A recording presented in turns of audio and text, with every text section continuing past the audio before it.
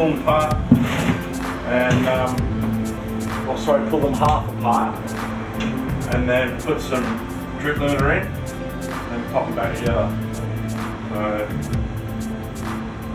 nice and quick and all in one.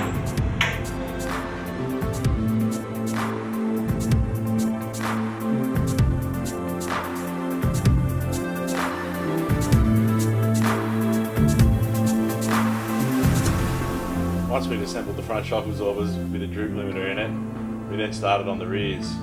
The customer wanted the height of the car set at a certain height, so we had to reduce the open length and the closed length of the shock absorbers. To do this, we had to pull the shock absorbers completely apart. As you can see here, I'm removing the circlip to release the top seal pack. Next, the oil will come out, and then we can release the second circlip. Once the second circlip comes out, the shock absorber is ready to pull apart completely, oil and gas is removed, and then we can move on to the machining process. Shock absorbers had to be shortened in the body, which means new circlip grooves had to be cut inside the body, and the rest of the machining could happen.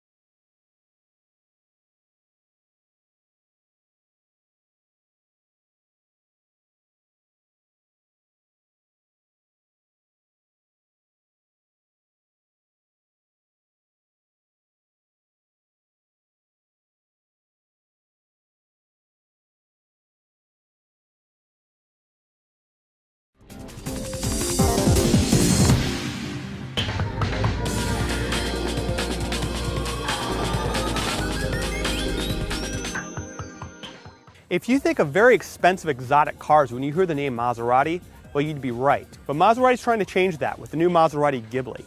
In fact, this car is trying to be a lot more attainable to more people. Now, up until now, you'd have to spend about $120,000 to get your hands on a Maserati. But the Ghibli at about $75,000 is actually a viable alternative to other performance luxury sedans.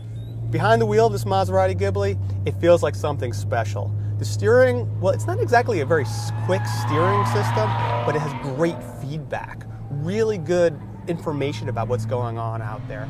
And in fact, the entire interior feels that way. It's really nicely done inside, nice materials throughout. Now, one thing familiar about the car is the control systems here.